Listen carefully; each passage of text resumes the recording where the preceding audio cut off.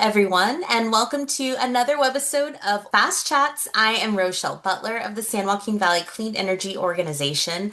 We really appreciate you being with us today. For this entire year and across all of our digital channels, we have changed the conversation. So instead of talking hypothetically about what could be done, we are hyper focused on what is being done and being done quite well, I might add. For the month of April, the conversation is centered around local government partnerships and regional partnerships and the work that they do to reduce customer acquisition costs, build trust, aggregate resources, and most importantly for our conversation today is making programs actually work in the communities they're designed to serve. To help me with this conversation, I am excited to have Tristan Stamets, who is the Senior Manager of Emerging Programs for Solutions for Energy Efficient Logistics LLC, or SEAL for short, for those of you who like an acronym. We are very excited and thankful for your time today, Tristan. Would you like to take a quick second to just tell us a little bit about yourself and the organization that you work for? Sure. My name is Tristan. I'm the Senior Manager of Emerging Programs for SEAL. I'm primarily based in Illinois, but I work in a bunch of states across the country.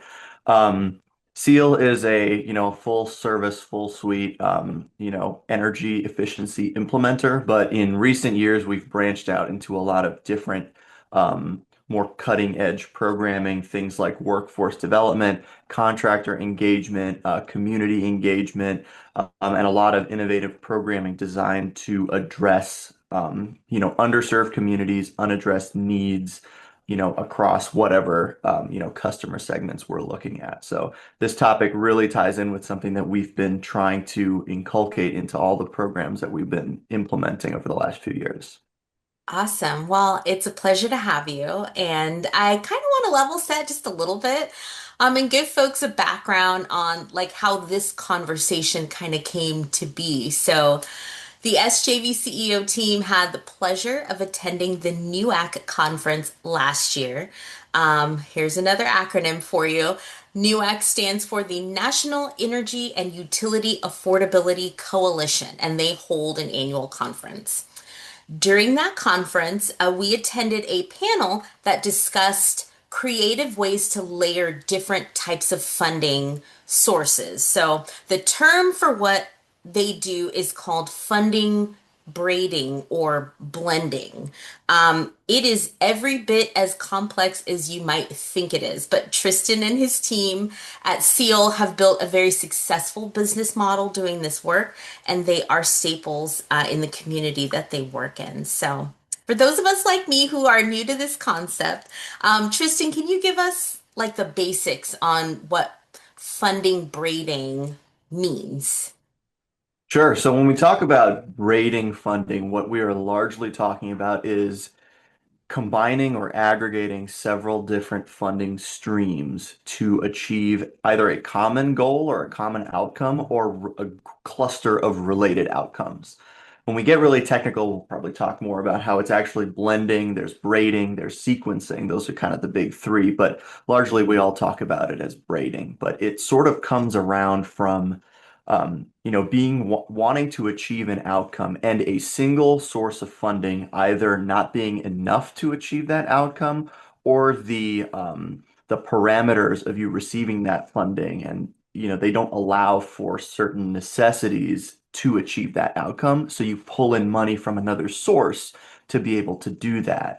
It's very much in line with what SJV CEO talks about coalition building. It's very similar to that, which is when you don't have a capability, you don't just sort of pack up your suitcases and bounce, right? You pull in a partner that has that ability. So this is very, very similar thematically, just from a financial perspective, and an implementation perspective, not just from a partnership perspective. Yeah, that is 100% on point. And kind of in our industry, if you will, there's this kind of traditional model of like siloed program delivery, and it often fails communities, right, that need the support the most. So, can we touch on like why that is and what your experience is dealing with that? Sure. One of it's not just the communities that siloed program delivery does a disservice to. When we actually look at some of the negatives of these programs operating super isolated from each other, we actually find that they do a disservice to themselves. A big part of that is when you talk about a blended approach or a braided approach and you weave all your programs together.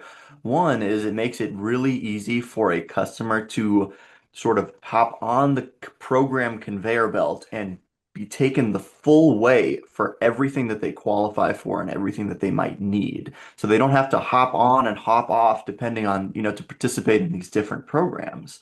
And from a program perspective, a lot of programs spend an enormous amount of money on what I'm just going to broadly consider to be customer engagement or customer acquisition costs, right?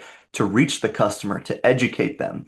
Well, if you only have to educate the customer once and you can sort of ingrain that trust in them into the process, you don't need to re-ingrain that trust to participate in five or six different programs, right? They trust you. You've done good, done right by them. You will take them on this journey through energy efficiency or community engagement or whatever the program is that or the suite of programs that you're looking to take them through.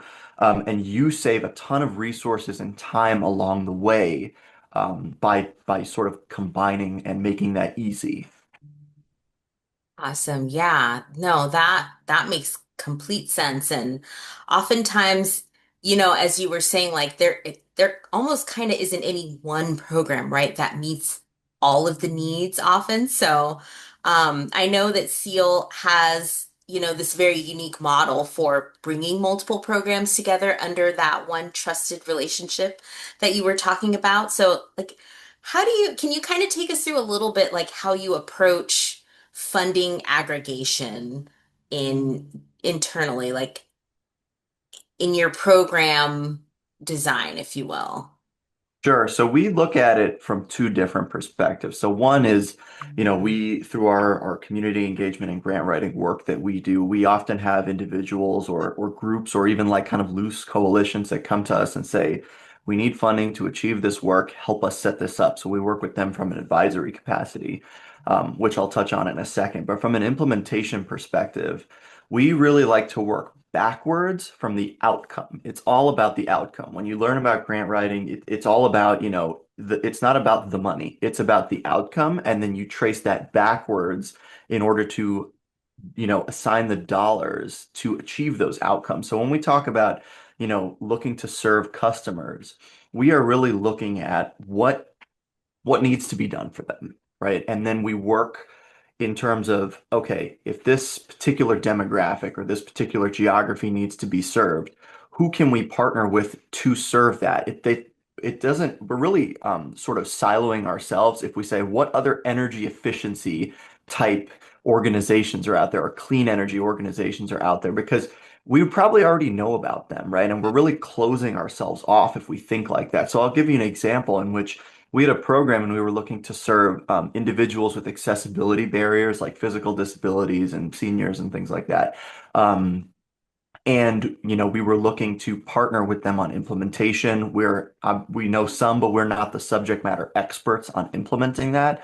So we actually partnered with a state-funded nonprofit that builds ramps and provides other services to that demographic. And on paper, prior to that sort of connection, these are two completely unrelated organizations, right?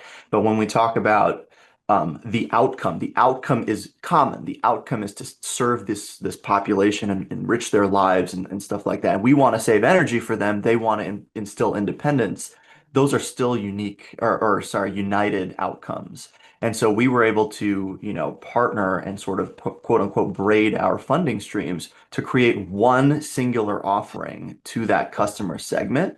And that made it one very easy for us to implement because we had a partner to lean on and they had somebody that they could enrich their offering with.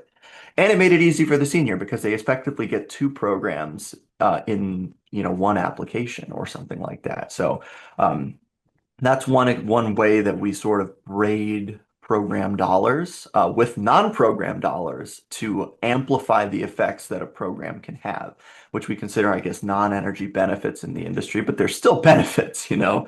Yeah. Um, the other thing is, when we have individuals, like I said, those sort of quasi-informal, coalitions or partnerships that come to us, we also encourage them to undertake an activity that's often called asset mapping or resource mapping, which is look at what you have, what are your partners and your supporters out there in the community that can help you achieve this outcome. And if your end results, your goals are outlined, there is a way for you to work together, regardless of what type of organization you are. There is a common thread there, and that's actually sort of the basis for blending and braiding funding is, bringing unlikely streams of funding together to amplify that outcome and achieve, more than you could alone. Yeah. And that I can't even emphasize more the importance of the coalition building. I know when we, encounter other organizations out in the wild, I guess if you want to say it, we try to keep them close because I know at some point they're going to have a resource or we're going to have a resource or a line or a connection that, we'll be able to use to help, our partners or our customers or, those communities that we want to help. I do kind of want to touch on at the top of our conversation, I did kind of allude to the complexity of braiding. You're doing such a great job at making it sound easy and simple. I do want to kind of touch on what the challenges are. So, what are some of the biggest hurdles if you had to, I don't know, maybe boil it down to a handful or like maybe your top couple of hurdles that make braiding challenging? Absolutely.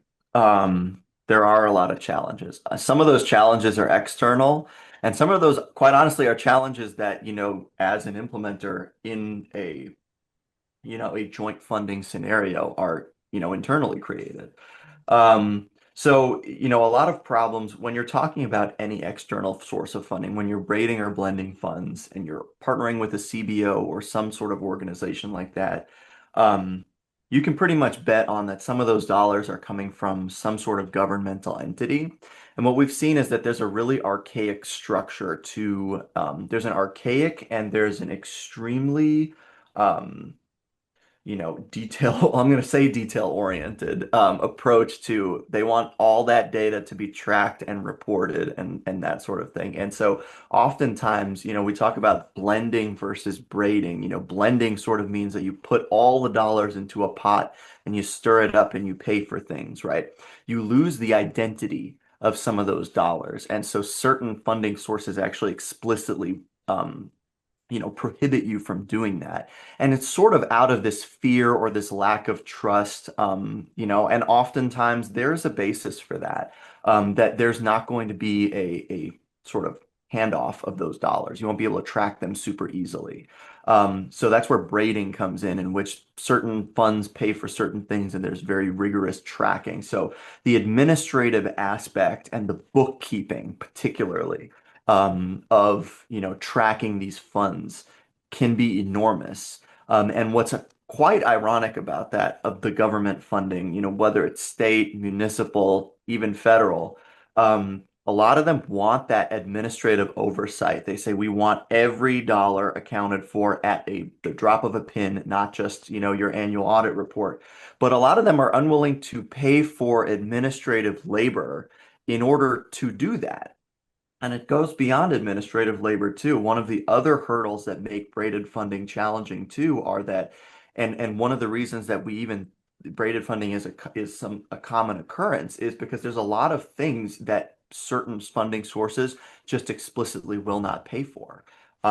Particularly, we always say that the funding sources generally don't want to pay for people and they don't want to pay for stuff, right? They want as much of that money passed on through to the actual implementation of what you're saying as possible. And that's a fair outlook.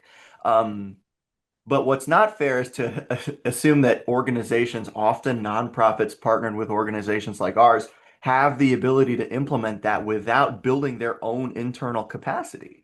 And so, we see this affecting braiding and blending because you could potentially, braid three different funding structures, something from the state, something from, a private foundation, and something from, a utility or something like that. But if a lot of them have, an office as a disallowed cost, then there's going to be a significant issue in actually, implementing that program, depending on what it is. So those are a couple challenges that we see out there. The complexity one in particular is very difficult because a lot of funding sources you have to recompete for semi-often, often every year.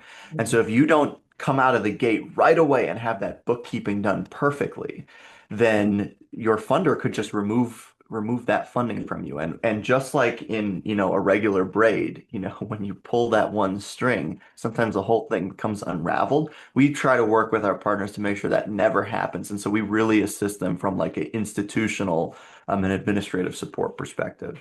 Wow. Yeah. And a lot of those things that you're mentioning, I can imagine are barriers even for certain types of organizations to be able to do this work, right? So, as you were saying, like a small nonprofit may not be able to absorb all of those administrative costs. And I think that also in itself is a disservice to the community because who better knows their community than the boots on the ground that are working in there? So, Most definitely. yeah, so we are glad that you are doing the work that you do, and I've been really enjoying learning about your organization and what you all do. I want to give you another opportunity to kind of shamelessly brag about the work that you do. I know you gave us a really good example of a project earlier, but is there another maybe kind of case story or something that you'd like to share with us to kind of um, show like how your work breeding funding has made a measurable difference to a community? Anything specific you'd like to share? Yeah, sure. So, in a couple of areas, through one of the things that SEAL has been doing in the past few years is providing grant writing support to organizations, and it goes beyond just actual grant writing support. We're talking about assistance with building partnerships, program design, etc. And so, we're assisting community organizations that typically score grants, in the tens of thousands of dollars partner and braid funding with available utility funding or other state funding or even municipal dollars um, to compete and build capacity, build partnerships to score million-plus-dollar annual grants. And that's something that we've had a tremendous amount of success in over the past few years. And we operate in those communities. We're not sort of like, parachuting in. And so we're actually firsthand able to see, the difference that's caused. It results in people getting technical training to go in jobs. It results in actual kilowatt hour energy savings that we can claim on the utility side. It results in, contractors growing and being able to do work, where they were handymen one day and now they're installing heat pump water heaters with the correct certs and stuff, the next. So really seeing that growth is manifestation that this philosophy works, and that this is sort of the ticket to, especially in this environment where we're seeing, um, federal funding has been sort of reallocated very significantly. Organizations have had to scramble to fill in funds from different places. If you are adept at braiding and blending funding, that can lessen that burden because you're more adept at, whereas you could have one funding source pay for one thing before, you can now pull in four to do the same, and it builds resilience within your program design. Yeah, I can see that. Yeah, I we have done some variety of this, but not nearly to that level of complexity, but definitely layering resources on top of one another to achieve a goal. So I see the market definitely going in this direction. Yeah, so thank you again so much for hanging out with us and being with us. Did you have Any kind of final thoughts that you wanted to share before I close us out? Not really, other than, there's that very, very famous quote from The Legend of Zelda, the video game, where it says, "It's dangerous to go alone. Take this." So it is often dangerous to go alone, and it's often very dangerous to have that sort of single point of failure when it comes to program designs.